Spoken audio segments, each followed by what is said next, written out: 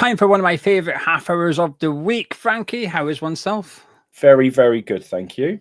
Well, before we get straight into it, actually, let's discuss Aguerd to Sunderland. That's, I guess, the big headline at the minute. Well, Kudus is, but I'm a bit bored of discussing it, to be honest with you. There's so much contradictory stories. I'm just leave it alone. But Aguerd to Sunderland is the big one. What's your take on the whole Aguerd thing? Because there were some suggestions that Potter wants to keep him, however, he doesn't wish to be here. Returned yesterday to pre-season training. There was some talk that he wasn't going to return, but by the looks of it, he has returned. So that's positive, I guess. 27 players, by the way, yesterday. Potter had 27 players return to training. It doesn't feel like we've got 27 players, but he's got 27 people on training pitch with him. But anyway, back to Aguerd then. Would you like to see him? What's ideal for you? A second chance or flog him? Oh, I've always been a firm believer of if you don't want to be here, or even if you're a little bit unsure, then there's the door. Based on the player rather than what he's trying to decide, I think we could do with somebody like him. I just feel like he's the sort of player that... But how bad must it have been for him to be this... You know, a lot's happened, a lot's changed. You would think you would be looking at it, okay, a lot of issues. But it also suggests, and it might even clarify, that phrase that people love to use a lot, which is the problems at West Ham are a lot deeper than what we see on the surface, managers and so on. Because the management's changed. If he had a problem with a previous manager, probably should be gone.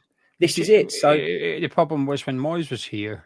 Yeah, so it should almost be like a fresh start for him anyway. He should be coming back and thinking, you know, that I'm totally open to seeing what things are like now, and sit down and have a chat with the manager and see where my future lies. But he ain't even willing to give it an half a chance. He's just like, I'm not, you know. So it suggests that some of the issues that he may have had weren't just with management. He's got an issue with other things that go on at the club. And if that's the case, it does sort of confirm some of those suggestions that we all kind of feel like we know that the problems are a lot deeper than that. But that's from a fan perspective, right? So we all say, well, but now we may get a glimpse into the fact that some players feel that way as well. And it does suggest that quite a lot, because we seem to have players that quite often this happens. Like, you get players who don't settle, and I can accept all of that. Players who come in, that happens everywhere.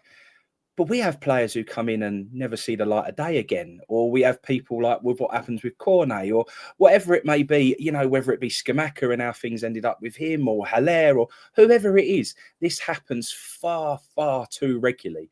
That's really not healthy, and it's really not good for the club. On the actual situation at hand, I just also think that Sunderland are really trying to make some moves. I think they're surprising a lot of people. And again, shows you that if you have a little bit of ambition and you actually show that you want to go and try and achieve something, and you can sort of give an attractive proposition to someone, then... So I also don't buy when I've been saying a lot about, I need to see us sign this marquee striker. I really want to see someone come in who's guaranteed to succeed in the Premier League and get double figures. And everyone says, well, who would want to come to West Ham? Well, who should want to go to Sunderland? Surely West Ham's more attractive proposition than Sunderland. However, Sunderland seem to be far better at us at the moment, making themselves seem like a place that players want to go and play football. So, yeah, the whole situation just adds to frustration at the moment. And I just feel like it's another player who we could potentially have used, probably haven't ever got the potential out him from a footballing perspective. And then we're also going to lose out on the potential from a value perspective. So we just never win, do we? Yeah, I think the Sunderland thing, will he go to Sunderland? I'm not so sure. And this is nothing anti-Sunderland. I think I actually like the moves they're making in the transfer window.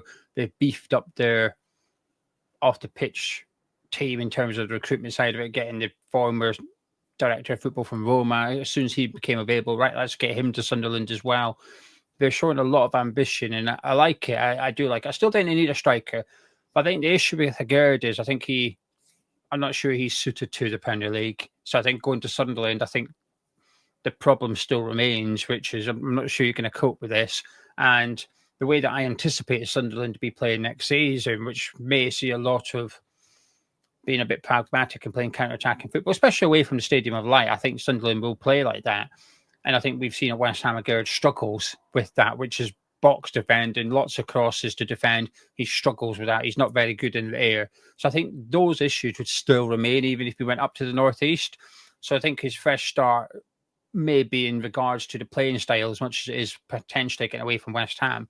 But to sort of almost justify Aguerd's rumoured anti-West Ham isms, if you like, which the reports have come from West Ham side of things. Now, I always get wary when stuff like this gets leaked from West Ham, which is, Aguerd doesn't want to come back to training. I think, sounds like you're trying to push him out the door as much as anything else. But yet, apparently Aguerd has come back to training. So if Aguerd's got an issue with West Ham, and like you said, it's not to do with Moyes, it's not to do with Lopetegui or Potter, because the fact is, he's still got an issue with the club, and we changed managers twice in the last 14 months. It's hard to say it's down to the manager only, because we've removed that issue. So if you still got a problem with West Ham, I think we've almost justified it, which is by leaking stuff that has been proven untrue literally in the last 2 days, because he's came back for pre-season training. The reports were he was going to refuse to come back. And those reports came out of the West Ham side of things. The West Ham, I don't know who it was, whether it was Sullivan or an agent, and it was getting leaked through West Ham websites and in the nose that Aguerd doesn't want to come back, yet here he is. So actually, Aguerd would be well within his right to say, well, look at the stories getting put out again about me, making me look like I don't want to play for West Ham, I don't want to come back, yet here I am, turning up for training as and when I'm supposed to. The one thing, I'm still pro Sal and Frankie for a reason I'm discussed in regards to the playing style, but also because despite what I've just said, I'm still not convinced he wants to be at West Ham. And what we can't do is change what did happen 18 months ago when David Moyes was here, which was when we had the African Cup of Nations come round and he didn't want to play for West Ham. He's like, oh, hang on a minute, there's a big tournament. I'd rather stay fit for that. And I actually get it. I understand why he wants to go play for Morocco at that competition. He should do. It must be an incredibly proud thing and huge achievement to go play for your country at a major tournament. But regardless of whether we agree with it or not, what is factual is that in December, the African Cup of Nations is back. And I think it would be fair to suggest we may encounter the same issue again, which is Aguerd says the game or two before, would you mind if I sit this one out, Gaffer, because I want to go play for Morocco? Again, that's not a problem. It's the application of it. So I'm pro selling him. Marseille are still linked to him as well. I'd imagine he will go overseas. It's just a transfer fee. Rumored to be 15 million. It feels quite low for a player that's gone and had a strong season playing for Real Sociedad. We paid a lot of money for him, but we're desperate. The one player that we're trying to get out the club in terms of Kudus, we're struggling to sell him. So we're going to have to make sure that we're selling a player ASAP so we can start doing our own transfer business. One thing we've been speaking about over the last few weeks, Frankie, is how calm are you? And we've been saying a 2 or a 3, so very chilled out. Now pre-season's back, still no signings. It's been a week since we last caught up. Are you starting to have a little flicker? Is it moving up towards a 4 or a 5? Or is it any higher than that yet? I think that's a great way to describe it. There's definitely a little flicker happening now, and it is becoming a little bit frustrating. And I just don't like the noises that are being made. It's just such a concern. So, yeah, I think 4 or 5 is. I'm not at panic stations yet, but with the way that we're doing things and the way they're going about things and the noises that they're making, just stinks. I really don't like it at all. So, yeah, I'm starting to feel like this could be a disaster of a window, and we can't afford that. So yeah, 4 or 5 is where we are. Look, obviously they've said that money needs to come in before money can, so I will accept that for the time being. But with the Kudus money and potentially the Aguerd money, I mean, really, is that going to be enough? A few million for Emerson. Yeah, but it's just not enough for me. I really felt like we had to go and make a bit of a statement this window after last season. I felt like we had to go and roll the dice a little bit, go and show a bit of ambition that we don't want to be in the same situation that we were last season. Not only that, but if they're backing Potter and Potter's the one that they believe is the man to take us forward, then he needs these signings. Just all round, I expected us to go and spend 100 odd million, and that was firmly what I felt we would do. Yeah, not so sure anymore. Well, let's just do some quick maths then. This is your prediction, not what you want. What do you think we will sell Kudus for? Yeah, like I said, 55 to 60 million. Yeah. So I just think that's what it'll be. What we're going to do now, we're going to be generous to the club here, and we'll take your high one, which is 60. We're being nice to West Ham. Emerson? Not much, 10. Again, I think that's generous. So we'll go 70. And Aguerd? Like you said, 15. So 85 million, which isn't much. And also, there's a lot of reports from the West Ham side of things that Potter's not even getting all of that. Yeah. So he's only getting a quarter of that. So if my maths is correct, what's that? 21.25 million to get knocked off that. 63 million or something you'd have to spend. That's the striker that I want. That pretty much, that's it. Yeah. And then there's nothing left for anywhere else. So yeah, just not right. Just not right. I'll tell you what's making me flicker in terms of my camel meter is, did you see the noises from the Slavia Park? Not so much the head coach, but more the chairman / president, who said, we've had 2 bids.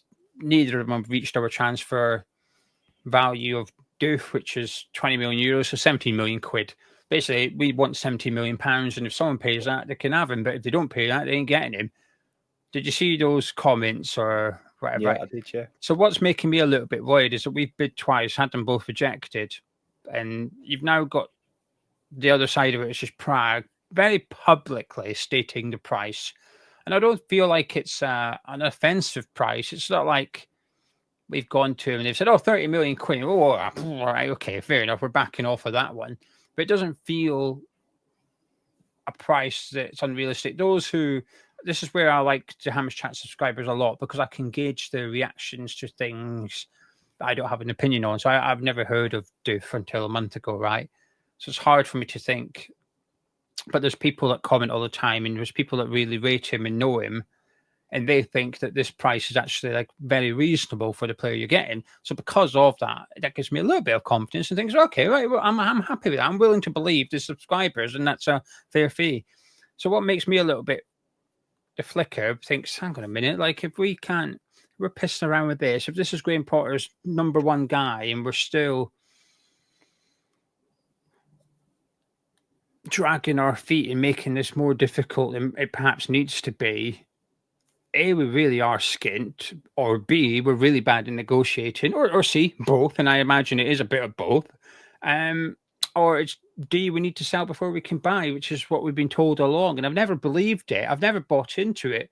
But I have to be honest with you, Frankie, every day that goes by, I'm starting to believe it a bit more. Initially, 3 months ago, whatever, I was like, oh, rubbish. No, we don't. But PSR-wise, we're fine. It's cash flow. Sort it out. Even a couple of weeks ago, I was like, it's still rubbish. I don't think they'll put their money in, but put your money in, even if you have to do it as a loan. I don't like it, but you've been doing short-termism for your entire tenure at West Ham anyway. You might as well just do it once more, put the loan in, take your interest out in 12 months' time, but at least it gets us going in the transfer window. But since there's nothing happening, I'm sat here thinking, we really do have to sell before we buy. I just didn't believe it. I'm starting to believe it now, because I feel like, well, the evidence is there. It's the 8th of July. We've not bought anyone yet. And we've also not sold anyone. And I think that's what's making me nervous, the fact we've not sold anyone. And I feel like we can't buy until we do sell. And Kudus ain't close to leaving. Emerson may be closer than we know, but I don't think anyone really cares much about it. And I say that from more a journalism perspective, because if a West Ham journalist or any journalist was to discover Emerson was close to joining Lazio, it doesn't spread like wildfire. West Ham fans will discuss it, but that's it. It's not like Man U fans. You go, oh my God, Emerson's leaving West Ham. Kudus, big story. Everyone's interested. Emerson, not so much. It's one of those transfers that'll just go under the radar a little bit because it's so I guess, cheap as well.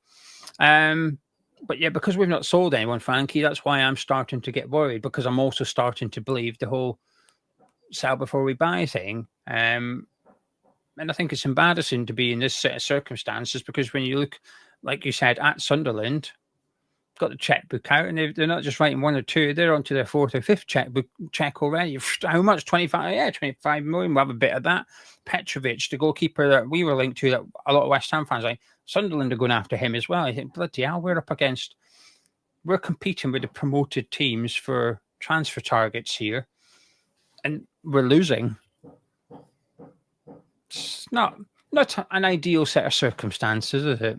No, it's not great at all. And the Slavia situation, they also probably feel like they've learnt their lesson a little bit. I mean, I remember interviewing a Slavia fan when we signed Sufal, and he was saying that, I sort of asked him the question, were you happy with the Thomas Souček's transfer fee, 19 million or whatever it was? Sufal, 6 million. He was saying, actually, what you've got to realise is that's really, really good money for us. So at that time, Slavia's probably thinking, we've just got 2 really decent transfer fees for our players. We're happy. And then they've probably seen what they've gone on to do, what they've gone on to achieve, how many games they've played in the Premier League, how many goals Souček has scored.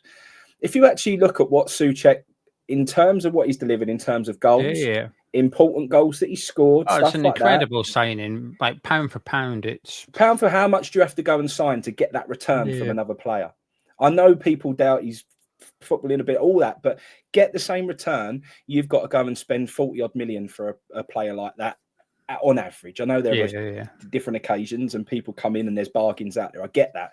But, he was, at that time, he was Czech's probably like star man. You know what I mean? He was the guy. If you was going to go and sign a player from their national team, he was the one that you would sign. So, they're probably looking back a little bit and thinking, we probably, at the time, it seemed like a good transfer fee. Now it don't seem like that at all. And they're probably just sticking to their guns. West Ham are probably sitting there thinking, hang on a minute.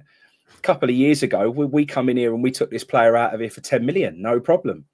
But now they're probably sitting there saying, no, we know what our players are worth now. And you need to pay the right money, but you know what he's like. He don't like paying the right money, does he? He wants a bargain. He wants to feel like he's had one over on someone. That's just how he is. So I'm a bit like you. I wasn't sure that I believed the whole, okay, maybe we had to go and sell a player before we signed our main transfer target. Yeah. I didn't think we'd be sitting here struggling to sign a £20 million man. Yeah, that's where I am. I was a bit like, okay, I understand that we can't spend 100 million, right, without selling anyone. I get that, but I thought we could maybe spend 40, 50 million sort of net, if you want, so that we could get a couple of signings in. Then we sell Caruso, brilliant. Now we can go get a couple more, and easy enough. But to have nothing to go and spend is really bad set of circumstances. I do have a lot of sympathy for Potter in this regard, because he's, historically, and at some other clubs, there will be like an old school manager in place, which will add a bit of a delay on transfers. It could be a barrier because there's someone else getting involved in transfers. There's someone else said, let me just double check everything and stuff before I sign this off. If anything, we've almost got like someone that's quite hands off when it comes to transfers. Colley's the guy that does my bidding, if you like. He's there, he's in charge. I'll talk to him and he'll go away and get things sorted with Sullivan. So there's actually less people involved in transfers at West Ham, arguably more than ever in the last few years, because just 12 months ago we had Tim Steidten involved, Lopetegui was involved, Sullivan was involved, the agents was trying to stick their noses in as always. There was a lot of people getting involved in the transfer process. Well, that's been completely stripped back now.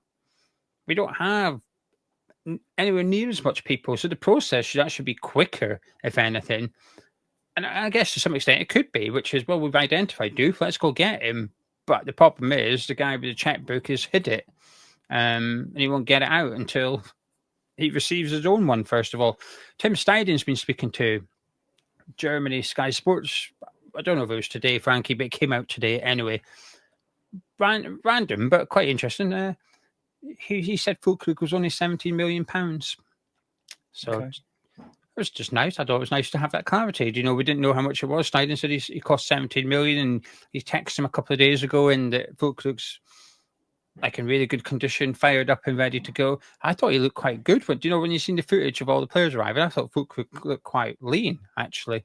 I thought he was, I don't know, previously I've always thought he was quite chunky as a striker, a bit Wilfred Boney type, quite stocky. But actually, no, he looked quite lean.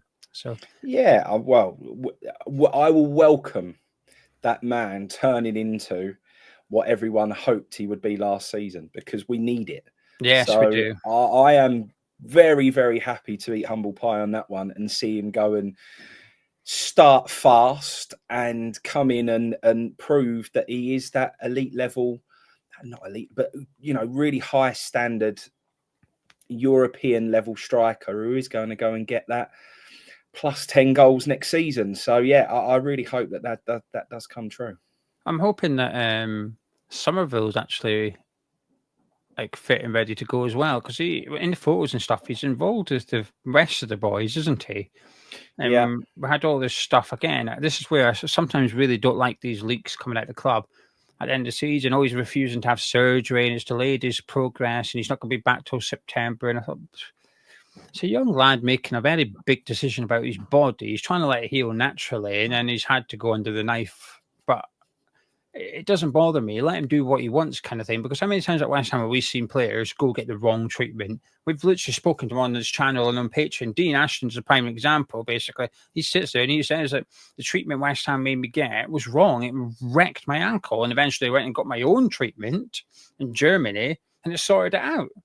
He said, well, it's never fixed, but it was a hell of a lot better than what it was. So basically, had he not gone with what West Ham wanted him to go get, his ankle might have got repaired.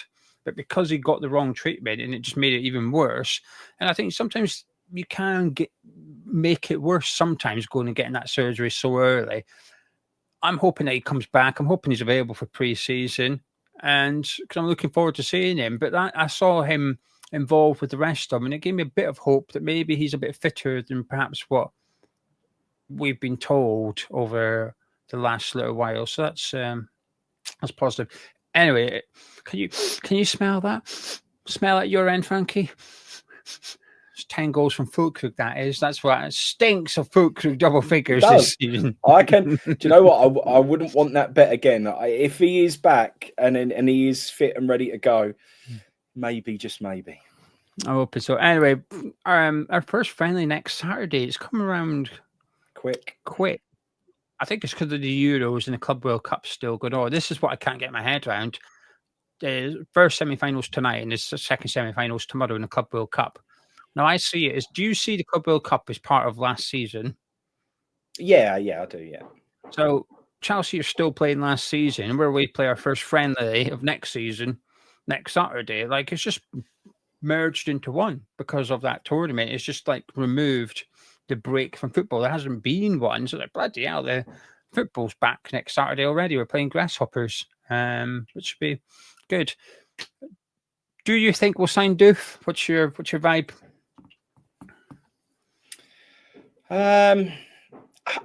Only if we can get something done fairly quickly. You know, there are other people sniffing around him now, so you know these players don't hang about. If they get another bid and another offer to come to the Premier League, then that'll happen. The only thing that gives us a bit of a chance is that we've got historical dealings with them, and you'd think that we've got quite a good relationship there. So they may hold out for us a little bit longer and be a bit more patient around us than any other club would be. So if it weren't for that, if he was playing for any other football club, I'd be saying no. I'd say, well, we're going to miss the boat here. But because he is somewhere that I think we've got quite a good relationship with, I think they might just hold out for us. I think what drives me up the wall a little bit with this is, you know, it's obviously 70 million quid, but it won't get paid as 70 million up front. It never does. And this is normal when people, you know, say, I don't mind people joking about Sullivan paying it over 100 years and stuff. I'll make the same joke. I've done it plenty of times. When people criticise West Ham, said, oh, it's a pathetic offer. We'll pay it up over 4 years. But that's normal. Like, that's how most clubs do most transfer business anyway. But because of that 17 million, we might only pay a maximum, I'd imagine, of 7 million this summer, and then the rest of it will be staggered over the next 2 or 3 years. So actually, while it's a £17 million transfer, in terms of cash this summer, which is the issue, it's 5-7 million or something. It's not, when we were saying we can't believe we can't do a £17 million transfer, well, it's not even that. It's a lot less in terms of commitment here and now. Hopefully we can get something sorted. I'm still confident we'll sign Doof. And I think if we don't sign him, my calmness meter will break. I think it will go boing, it'll go straight up to a 10 because I'll be like, this is really, really bad. This is really bad. And if we do sign him, it'll be a nice feeling. Let's move on to the next one, which apparently, Frankie, according to Matlaw, if we do get Doof, a striker is next on the list. About time. That'll keep you happy. It would. That will settle me down a lot. If that meter does break, but then that comes back in and we go and get this man that I want, then I'll be a lot more relaxed. Like I say, I hope Full Crew comes good, but I hope he comes good as almost not the second striker, but not our main man. I want him to be at it. I want him to go and get 10 plus goals. Chances of West Ham having 2 strikers who get 10 plus goals in the season would be the first time since I can't remember. But that's where we need to get to and what I fully expect. So I hope that list, I hope Carl McCauley's been working hard and I hope he's got an absolute gem of a player on there somewhere. And the good thing is we've not really been linked to any strikers. No, I did think that. So it must be a little bit of a secret list that he's got going on and it's kept under wraps. And because some of these players that we've been linked to, they have come sort of out of the blue quite quickly. Like the Parma goalkeeper, it was like, bam, we're after Suzuki. And then 2 hours later, the reporting from Italy was, oh, well, West Ham had a bid rejected. It was quite a quick speed. Now, if you think it was all a load of rubbish, then you're not going to believe any of it. But Extra employee said Suzuki, and immediately the Parma Italian news, which has got nothing to do with the West Ham side of it, they were saying West Ham bid 25 million euros and it's been rejected. So it evolved very quickly, that story. So I think with strikers, hopefully we've got a couple of names up our sleeve. I agree with you. I'm a big fan of Fulkrug, as you know, Frankie, but I also think we can't rely on him because I feel confident he will miss 5-10 games next season with injury. He's likely to get injured. So have him around, have him as part of the squad, and I'm okay with, and on the assumption that the striker we buy is a significant one, decent money, decent ability, ready to go in the Premier League now, I'm okay with new guy, Fulkrug, and that's it. And the third choice striker is either one of the younger players, because we've got quite a few of them now. Marshall's training with the first team. Cummings has arrived. Josh Landers did well at the end of the season for the 21s. And then we've got Bowen has been used up front by Graham Potter as well. So I'd be okay with that. I understand why Potter wants a small squad. But if you're going to do that, there's even more pressure to get the transfers right because you can't afford any to go wrong because you don't have much depth there to get you out of jail. So anyway, Frankie, anything you'd like to add before we disappear? No, just I'm quite looking forward to that pre-season. I like it when the games get back up and running again. I'm missing it. It's the 19th, isn't it? Which is when I'm off to see a certain band. I didn't even clock. I was speaking to Mrs. Geo and I said, "Oh, we're back next Saturday. I'll have to do like a watch along, blah blah blah." And she was like, "No, you won't." I was like, "Yeah, I am." And she's like, "Oh, you're not coming to see Oasis?" I was like, "Oh, I didn't clock that it's the same day." I know where I'd rather be, mate. I've got to be honest. Yeah, mate, I don't feel bad I'm missing it, put it that way. So it'd be nice, and I'll catch up and listen to what people have had to say. But to pretend that I wouldn't be sort of upset at missing the West Ham's friendly would be a lie. I'll be having a good time. Hopefully, those watching the West Ham game will be having a good time as well. But I'm almost guaranteed one. Anyway, thank you very much for joining us. Me and Frankie will be back next week. If you've got any questions for next week's episode, though, please do leave them in the comment section of this video and we'll pick them up. Thank you for tuning in. You know the score by now. If you've enjoyed the video, please do drop a like on it by clicking thumbs up. It's great to have a chat with myself and Frankie. Catch you in a bit.